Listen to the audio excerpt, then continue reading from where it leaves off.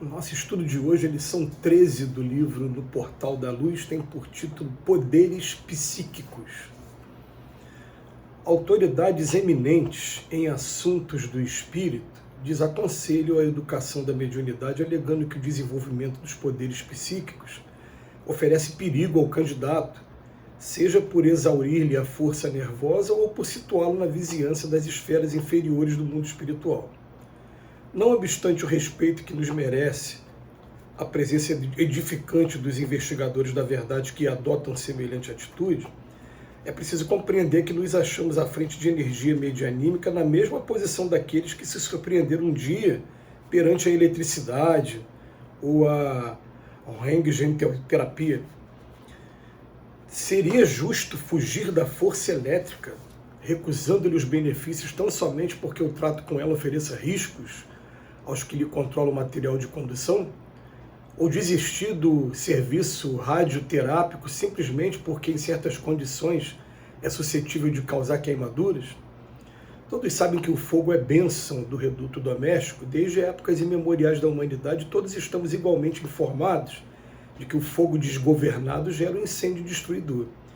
Hoje, compreender que a doutrina espírita é o sistema de preparação do médium, tanto quanto o Instituto Eletrotécnico é a casa de formação do eletricista.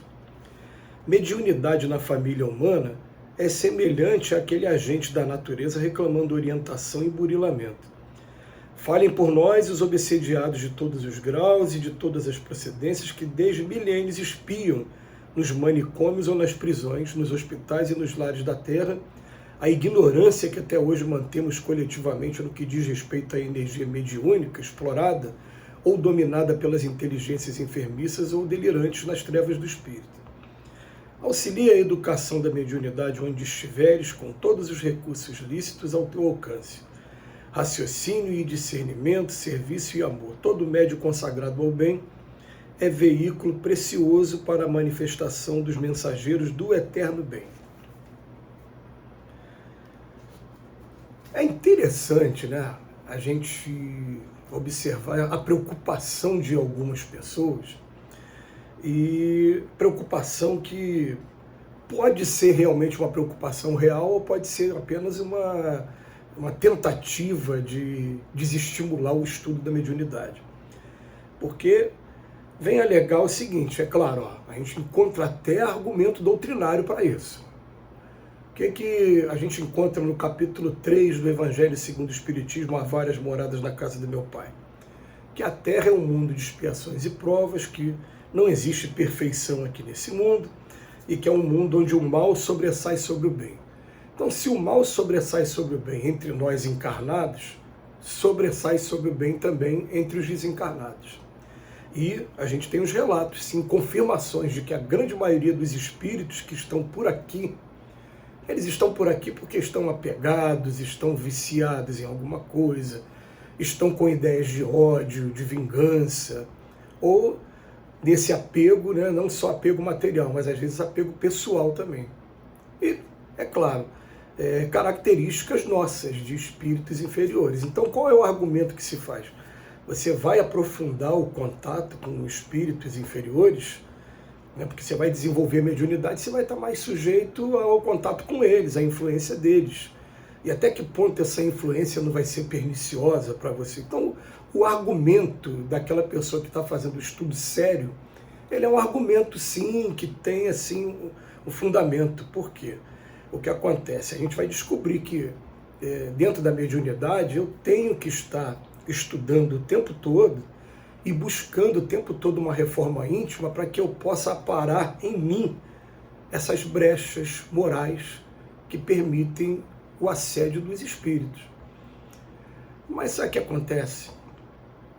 Acontece que a mediunidade ela se apresenta de maneira espontânea na vida de cada um, e hoje é muito difícil a gente encontrar uma família sequer que não tenha pelo menos um médium mais ostensivo, independente da religião que professe, tá? Que a gente sempre lembra aí que tem muitos companheiros que eu conheço que são protestantes, dentro dos vários ramos do protestantismo, e não vão utilizar a palavra mediunidade, mas vão dizer que recebe a influência do Espírito Santo, vão usar palavras semelhantes para a mesma coisa. embora eles não concordem que seja a mesma coisa. Mas que a mediunidade está ostensiva por aí, tá. A partir do momento que a mediunidade está ostensiva, o médium vai descobrir fatalmente que ele é médium 24 horas por dia, que se ele não cuidar, ele vai continuar atraindo para ele os espíritos, para o lado deles, espíritos que têm afinidade com os pensamentos dele. Então tá, eu descobri que eu sou médium, mas eu não quero melhorar, eu não quero estudar, eu quero desprezar isso. Você tem livre-arbítrio? Tem. Está aqui na Terra é perfeito? Não. Aonde está a tua imperfeição? Em uns na falta de perdão, em outros na indisciplina, em outros no vício. Tá, se você é médium, você vai estar sentindo a influência desses espíritos o tempo todo. Como assim? O meu vício é o vício da bebida. Eu não vou estar sabendo como, mas toda hora vai estar vindo aqui na minha ideia, aqui, ó, no meu pensamento, aqui, ó. Como dizem os nordestinos, no meu juízo, aqui, ó, a vontade de beber. Está vindo de você? Não, está vindo dos espíritos. Você nem está sabendo que os espíritos estão mandando essa mensagem para você. Então você tem duas opções. Ou estuda a mediunidade. A única coisa que a mediunidade, o estudo da mediunidade vai fazer com a gente, primeira coisa, vai fazer a gente se esclarecer de que existe um mundo espiritual e que ele está sim influenciando a gente muito mais do que a gente imagina. Tá? Segunda coisa, que cabe a mim, através do meu livre-arbítrio, do meu bom senso e da razão, dar vazão ou não às ideias que chegam através desses espíritos para mim diretamente na minha mente, e que a responsabilidade passa a ser minha quando eu coloco na prática o que eles estão me sugerindo. Mas conforme a gente vai estudando, conhecereis a verdade nos libertará, e a gente vai começar a fazer um esforço, sim, e nesse ponto é bom, né? Porque impulsiona, vai fazer um esforço para melhorar moralmente, vai buscar essa reforma íntima, vai procurar estudar o Evangelho e falar onde eu estou desafinado aqui, aonde eu sou um desventurado, já que a gente fala de bem-aventurança.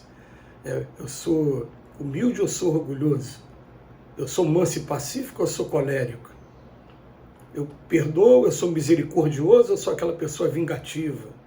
Aí cada um vai fazer uma análise de si mesmo. Eu já aprendi, ou pelo menos tentei, deixar o inimigo para lá e respeitar ele como um espírito imortal que também seja, mesmo que nesse momento eu não tenha condição nenhuma de eu me aproximar dele e desfazer essa inimizade, tentar transformar ele em meu amigo, mas pelo menos amar o inimigo, já tentei fazer isso. Conforme a gente vai fazendo isso, a gente vai diminuindo as brechas morais que os espíritos aproveitam. Agora, o principal, se eu descubro que eu tenho essa mediunidade ostensiva, quando eu começo a oferecer algum tempo para fazer algum trabalho útil, os espíritos começam a se aproximar, já que eu tenho a facilidade de sentir os espíritos. Gente, não tem um encarnado sequer que não tenha ali um grupo de espíritos que se preocupam com ele. Seja a mãe dele, que já desencarnou, a avó, o anjo da guarda dele, espíritos familiares, amigos. Quando eles percebem que você está colocando seu empenho, sua energia em fazer um trabalho que vai ajudar aquela pessoa, eles vêm para o nosso lado e começam a nos intuir também. Dessa vez não vão intuir para você usar a droga, para você ficar apegado, o que acontece normalmente por aqui. Agora, é claro, é igual a eletricidade, né? Você vai ter que aprender a manusear a eletricidade para não ser surpreendido com um choque.